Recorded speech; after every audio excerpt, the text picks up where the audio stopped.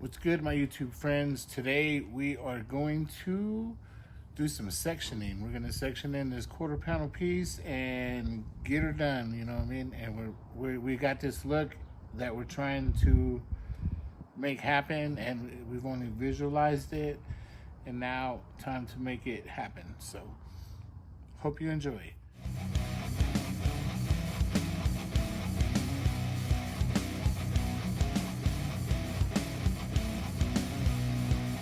My magnets out. Just to give me an idea, I'll cut it a little bit longer because I know it needs to come down a little bit into this. But for starters, that is a great template. So I know this isn't exactly what we just cut out, but close enough. So I talked to my dad the other day, and I asked him, I said, hey, I need to move these fender openings back. And he told me to just put a piece of tape around the diameter, or put a piece of tape right here, cut it, move it, and add my piece. But what was hard to me is once you get up into here, you have this line, and it just wouldn't work. Cut a piece out, imagine all round and how to fit, when I could just make something simple like this. But of course, when I transfer to metal, I will cut it on the outside line of my felt tip pin, so it'll leave me a little bit bigger, and it'll leave me room to cut to fit. It's going to look pretty factory, and people are going to look at it, and so I bet you 9 out of 10 won't know that we added 3 inches in the quarter panel and made it longer. Maybe I'll make it more round. Do we have tape?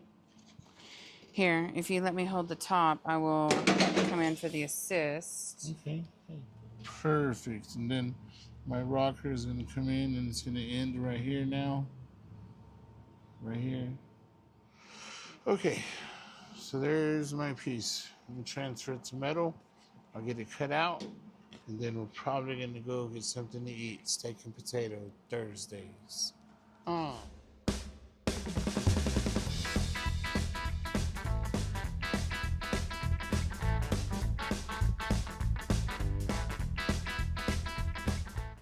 Then I'll clean it up with my file belt. What I'll do is mark it from the inside. And then I'll leave the red and cut the rest off. So I'll cut it above the red, and it should fit perfectly. So I'm going to do that with my cutoff wheel so I can cut it carefully. So what time was our steak dinner? As soon as you cut that. As you see, we left the red just like we said we were going to do. And now with these awesome magnets, I will put my piece where it goes. Nice. Yeah, when you step back and when you see it now filled. Let me step back and look at it. Wow. Yeah. That's pretty rad, really.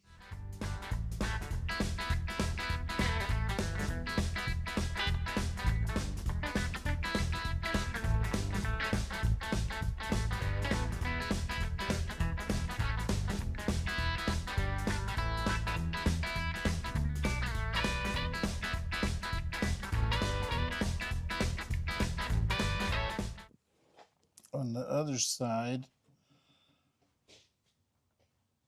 I didn't use my straight edge. I just taped it to where I thought it was straight, the same like here, and you see that I'm not really straight. But I don't care. It is a little bit harder to weld it on when it's not straight. But do I really want to move it back that much? Is the question, I guess.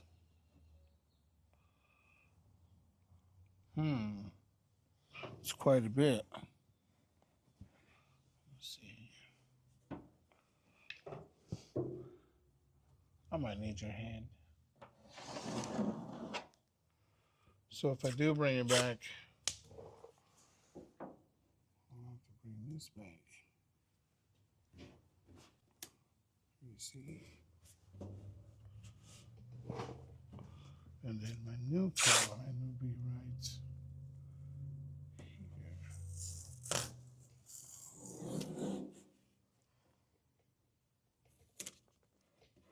I've already sliced down here, I think. Yeah. And now I'm going to follow my arrows and I'm going to cut here. I'm going to cut on the bottom of this tape line to the outside line and then cut down. And then you see my black line. We don't need any of this, so I need to cut this centerpiece out. I'm going to cut it there also. I might start here, get this out of my way. No. Yeah. I'll start here. Get this piece out of the way. Once that's out the way, and then we'll come here, we'll cut this. After removing the tape, we will shave this down so we can weld. Well, actually, we got to clean up the back area. So I got to remove all of this, blow this out really well, and we need to pour 15 the backside so that way it'll be sealed, ready to go. Okay, so let me cut this section out. We'll start here. We'll get this little piece out, and then we'll cut the outside. Remember to stay in the lines. And as long as I don't get into this side, because this is kind of the area we need.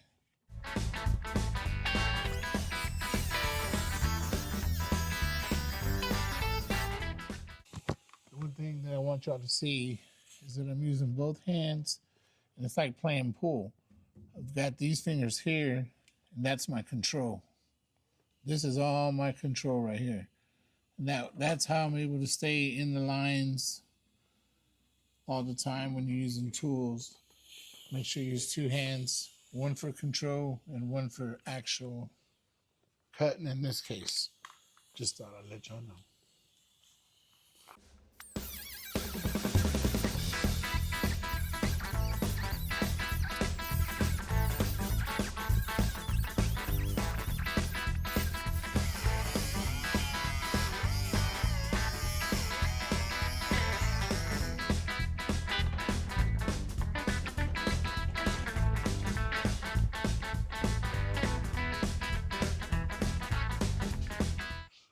So now let's blow all this gunk out. Or we could wait to cut that out, then blow it all out. Let's do that. Let's cut it all out and then let's blow this mess apart. So now that that's cut out, we see a bunch of trash. Let's go ahead and cut this off. Once we get this cut out, we'll remove the tape, remove the paint, and get it ready to weld back on.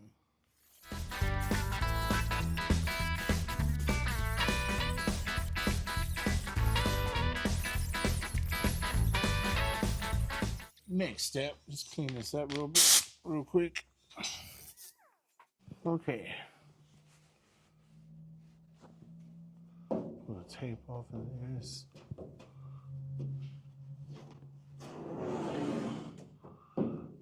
Finally ripped holes in my gloves. These gloves lasted me record time. I mean, like record.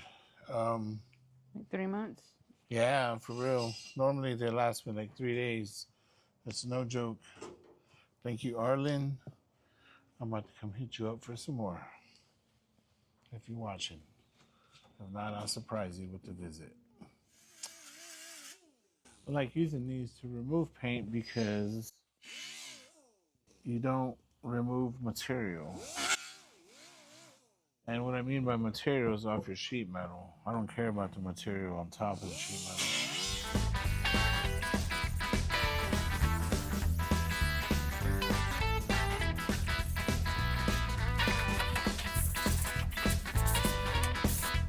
All right, here we are. Clean, clean.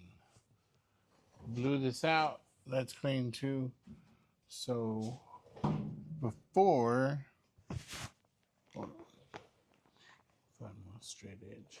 before we weld this thing in place, we'll just kind of see how it fits.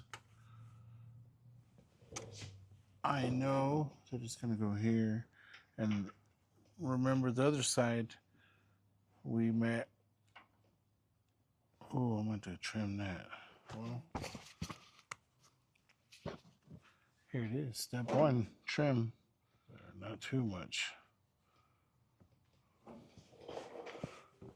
We still have plans for that. All right. We'll meet up right there is where we're going to be. You want me to put a magnet? Yeah. Another one.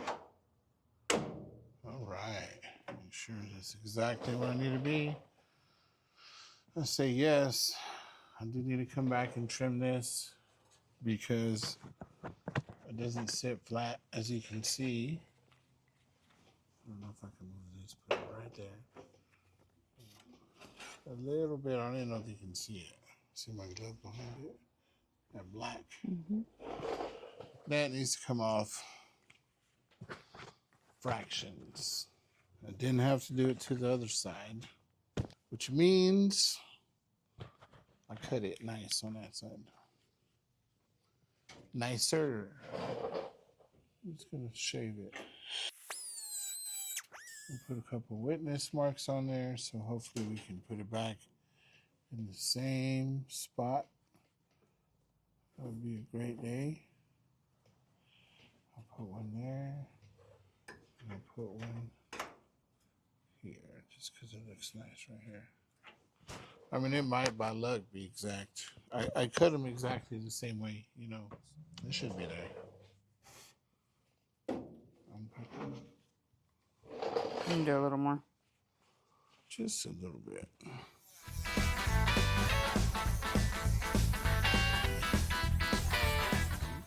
There it is. Hope you guys are digging it, because I am digging it. So, with all that being said, I'm going to clean up some of these welds back here, because remember when I cut this out, when we were going to first section this piece, move it forward, we ended up changing the plans, so I just welded it all back in. Some of these holes where I can see through, I'm going to touch them up from back here, because I'm here, and I can do it right quick. I might even loosen this from that weld where it caught. Either way. And then after I clean this up, and then we're gonna pour 15 this whole inside. I guess we can clean this up and pour 15 it also. Take this crap off. And get some pour 15 in here. This upper piece doesn't really matter. It's not gonna get rusted, because any kind of moisture that hits up here is just gonna fall down. This lower areas is where our concern is, because that's where the moisture sits.